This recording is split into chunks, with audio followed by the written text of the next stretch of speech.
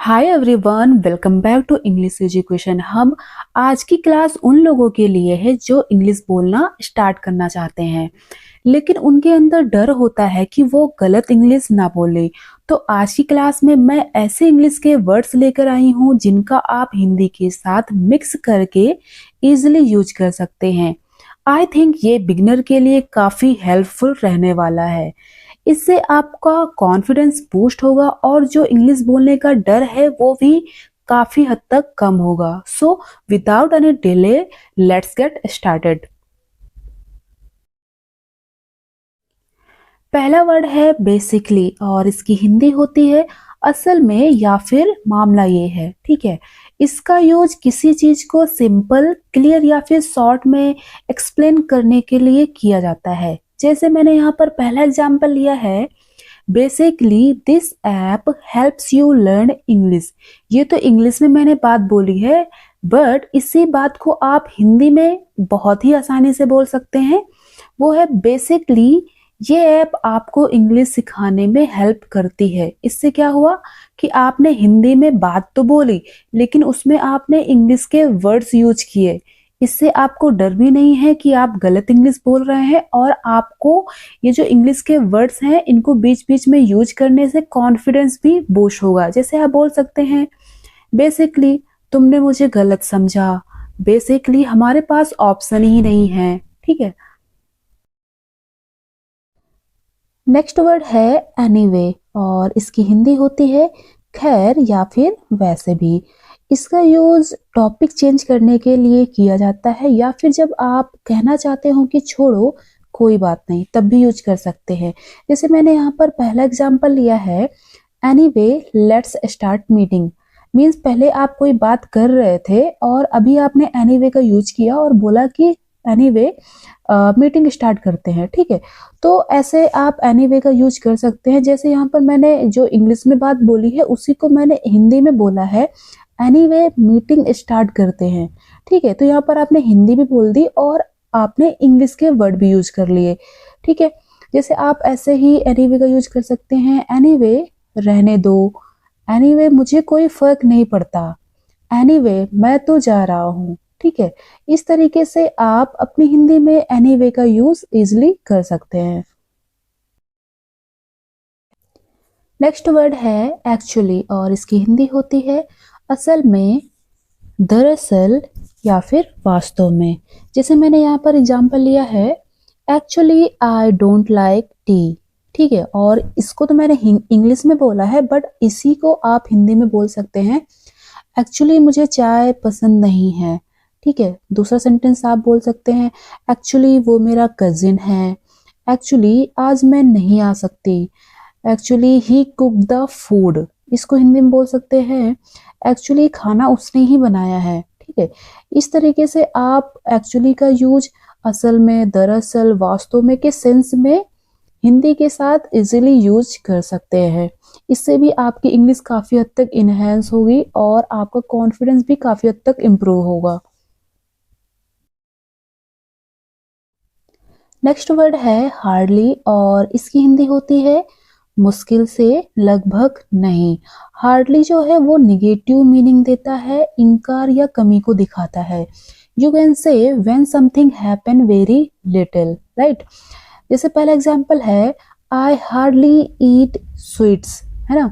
तो मैं हार्डली ही मतलब मुश्किल से ही मैं मिठाई खाता हूँ। तो आप इसको हिंदी के साथ यूज कर सकते हैं, जैसे मैंने यहाँ पर यूज किया है ना, हार्डली ही मैं मिठाई खाता हूँ। ठीक है, सी हार्डली टॉक्स टू एनीवन, वो हार्डली ही किसी से बात करती है, मुझे इस पर हार्डली ही यकीन होता है।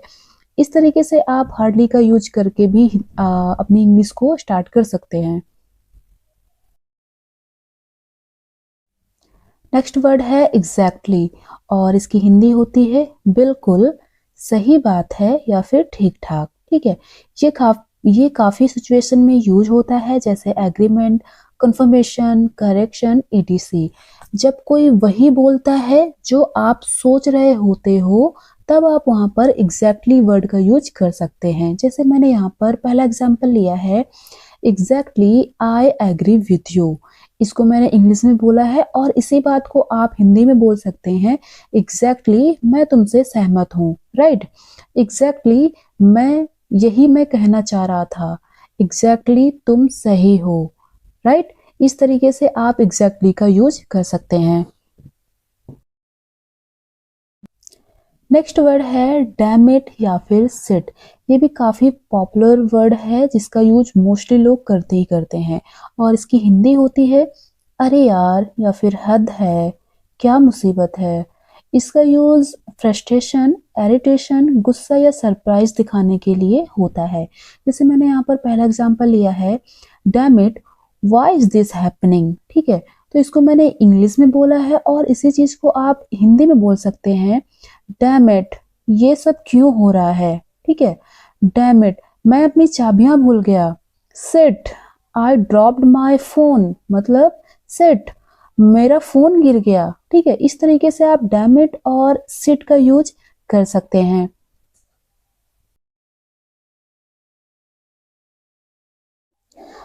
नेक्स्ट वर्ड है आई थिंक और इसकी हिंदी होती है मुझे लगता है या फिर मेरे हिसाब से। ये तब यूज होता है जब आप अपनी सोच, ओपिनियन, बिलीफ या फिर सजेशन देना चाहते हैं, ठीक है।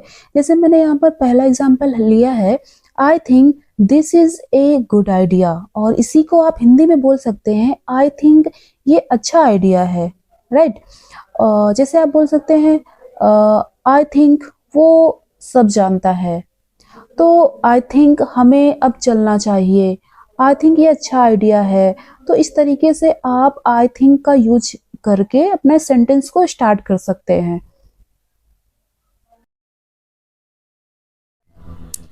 नेक्स्ट वर्ड है ऑनेस्टली और इसकी हिंदी होती है सच कहूं तो या फिर ईमानदारी से या फिर दिल से बोलूं तो। इसका यूज तब होता है जब आप अपनी real feeling, real opinion, truth बता रहे होते हो तब, ठीक है। जैसे पहला सेंटेंस है, honestly I didn't like the movie. इसी को आप हिंदी में बोल सकते हैं, ऑनेस्टली मुझे मूवी पसंद नहीं आई, ऑनेस्टली मैं थक गया हूँ, ऑनेस्टली मैं सच बोल रहा हूँ, ऑनेस्टली मुझे लगता है तुम सही हो।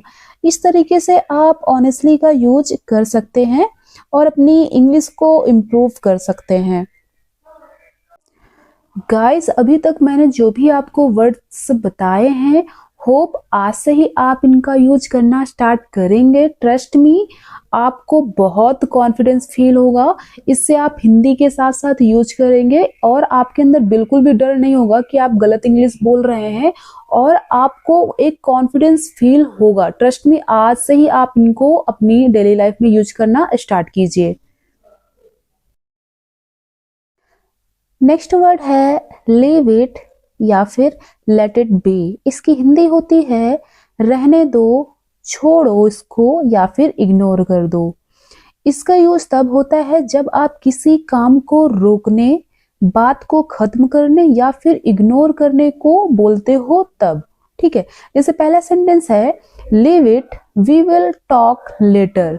मीन्स इसको हिंदी में आप बोल सकते हैं, लीव इट बाद में बात करेंगे, ठीक है। जैसे आप बोल सकते हैं, लीव इट ये इम्पोर्टेंट नहीं है, लेट इट बी वो बाद में समझ जाएगा, लेट इट बी हम सब कुछ कंट्रोल नहीं कर सकते हैं, ठीक है। इस तरीके से आप लीव इट और लेट इट बी का यूज कर सकते हैं।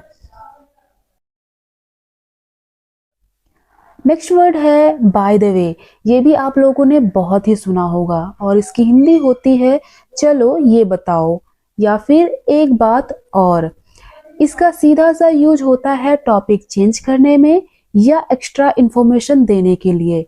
सिंपल हम कह सकते हैं जब आप बाद में एक नया पॉइंट ऐड करना चाहते हो या कैजुअली टॉपिक चेंज करना चाहते हो, देन आप बाय द वे का यूज कर सकते हैं। जैसे यहाँ पर पहला एग्जांपल मैंने लिया है, by the way where is your brother, ठीक है। तो इसको आप हिंदी में बोल सकते हैं, बाय द वे आपका भाई कहाँ है, ठीक है। तो यहाँ पर आपने देखा ना कि कोई और बात चल रही थी और यहाँ पर हमने बात को, टॉपिक को चेंज किया तो बाय द वे का यूज किया है, ठीक है। जैसे आप बोल सकते हैं, बाय द वे अपना होमवर्क कंप्लीट किया? बाय द वे कल की मीटिंग मत भूलना। इस तरीके से भी आप बाय द वे का यूज कर सकते हैं। नेक्स्ट वर्ड है फ्रैंकली और इसकी हिंदी होती है खुलकर बोलना या सच बताऊं तो। इसका यूज तब होता है जब आप बिना छुपाए, बिना सुगर कॉस्ट किए अपनी ऑनेस्ट बात बोलना चाहते हो। जैसे यहाँ पर पहला एग्जाम्पल है, frankly he doesn't care about you. और इसी को आप हिंदी में बोल सकते हैं, फ्रैंकली वो तुम्हारी परवाह नहीं करता। फ्रैंकली मुझे इंटरेस्ट नहीं है। फ्रैंकली तुम इससे बेटर डिजर्व करते हो। ठीक है, तो यहाँ पर अभी आपने देखा कि मैंने कुछ इंग्लिश के वर्ड और कुछ हिंदी दोनों को मिक्स करके यहाँ पर दो तीन सेंटेंस यूज किए हैं। तो इस तरीके से आप फ्रैंकली का यूज करके भी अपनी इंग्लिश इम्प्रूव कर सकते हैं।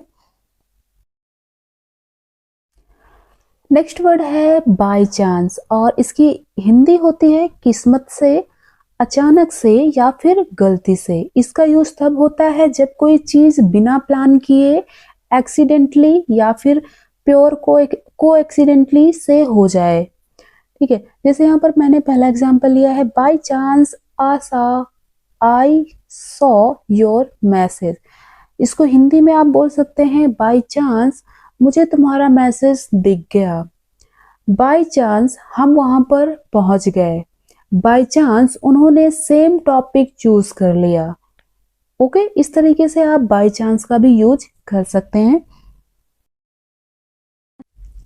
नेक्स्ट वर्ड है कीप इन टच और इसकी हिंदी होती है मिलते रहना, बात करते रहना।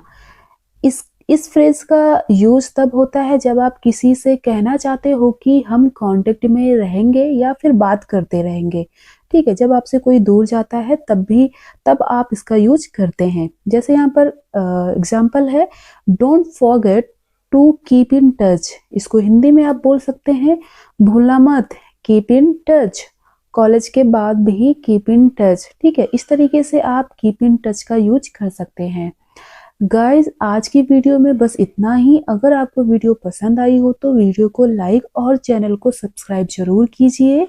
मैं नेक्स्ट वीडियो में कुछ और इंटरेस्टिंग टॉपिक के साथ मिलती हूँ। Till then keep learning, keep growing.